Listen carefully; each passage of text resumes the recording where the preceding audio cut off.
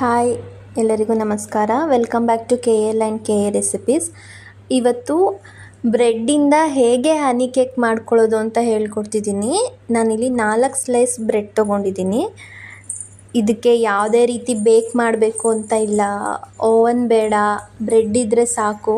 ಈ ರೀತಿ ಸುತ್ತ ಎಡ್ಜಸ್ನ ಕಟ್ ಮಾಡ್ಕೊಳ್ಳಿ. ಇದೇನು ವೇಸ್ಟ್ ಆಗಲ್ಲ. ನೀವು ಬೇಕಾದರೆ ಇದನ್ನು ರೋಸ್ಟ್ ಮಾಡಿಕೊಂಡು ಕಟ್ಲೆಟ್ಗೆಲ್ಲ ಯೂಸ್ ಮಾಡ್ಕೋಬೋದು. ಅರ್ಧ ಗ್ಲಾಸ್ ನೀರಿಗೆ 3 ಸ್ಪೂನ್ ಶುಗರ್ ಹಾಕಿ ನಾನು ಶುಗರ್ ಸಿರಪ್ ಮಾಡಿ ಇಟ್ಕೊಂಡಿದ್ದೀನಿ. ಇದಕ್ಕೆ 1.5 ಸ್ಪೂನ್ ಹನಿ ಹಾಕ್ಕೊಂಡಿದ್ದೀನಿ.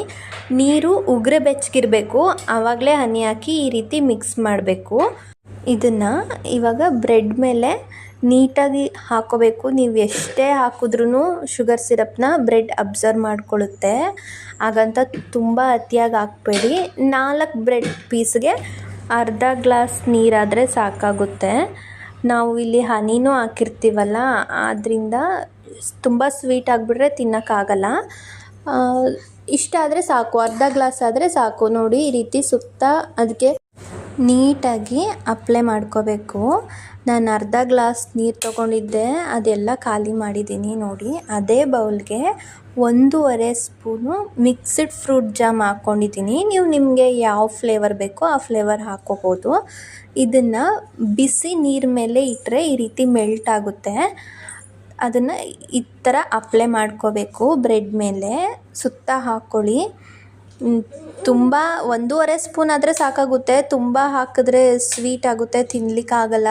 ನಾವು ಶುಗರು ಮತ್ತು ಹನಿ ಎಲ್ಲ ಹಾಕಿರ್ತೀವಲ್ಲ, ಆದ್ದರಿಂದ 1.5 ಸ್ಪೂನ್ ಆದರೆ ಸಾಕು. ನೋಡಿ, ಈ ರೀತಿ ಸುತ್ತ ಅಪ್ಲೈ ಮಾಡ್ಕೊಳ್ಳಿ. ಸೇಮ್ ಬೇಕ್ರಿಲಿ ಸಿಗುತ್ತಲ್ಲ, ಅದೇ ಟೇಸ್ಟ್ ಇರುತ್ತೆ. ನೀವು ಒಂದ್ಸಲ ಮನೇಲಿ ಬ್ರೆಡ್ ಇದ್ದರೆ ಈ ರೆಸಿಪಿನ ಟ್ರೈ ಮಾಡಿ ನೋಡಿ.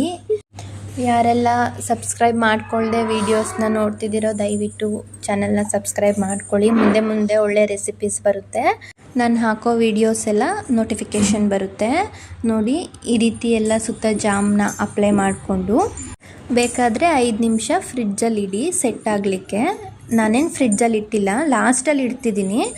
ನಾನಿಲ್ಲಿ ಕೊಬ್ಬರಿದು ಬ್ರೌನ್ ಪಾರ್ಟ್ ಎಲ್ಲ ರಿಮೂವ್ ಮಾಡಿ ವೈಟ್ ಪಾರ್ಟ್ ಮಾತ್ರ ಹಾಕ್ಕೊತಿದ್ದೀನಿ ಡೆಕೋರೇಟ್ಗೆ. ಈ ರೀತಿ ಹಾಕ್ಕೊಂಡು 5ರಿಂದ 10 ನಿಮಿಷ ಫ್ರಿಡ್ಜಲ್ಲಿಟ್ಟು ಮತ್ತೆ ತಿಂದರೆ ಟೇಸ್ಟ್ ಮಾತ್ರ ಸೇಮ್ ಬೇಕ್ರಿ ಸ್ಟೈಲಲ್ಲೇ ಇರುತ್ತೆ. ಇವತ್ತಿನ ಈ ರೆಸಿಪಿ ಇಷ್ಟ ಆಗಿದರೆ ದಯವಿಟ್ಟು ಚಾನಲ್ನ ಸಬ್ಸ್ಕ್ರೈಬ್ ಮಾಡ್ಕೊಳ್ಳಿ, ಈ ವಿಡಿಯೋನ ಲೈಕ್ ಮಾಡಿ, ಹಾಗೆ ಶೇರ್ ಮಾಡಿ. ಮುಂದಿನ ವಿಡಿಯೋದಲ್ಲಿ ಸಿಗ್ತೀನಿ. ಅಲ್ಲಿವರೆಗೂ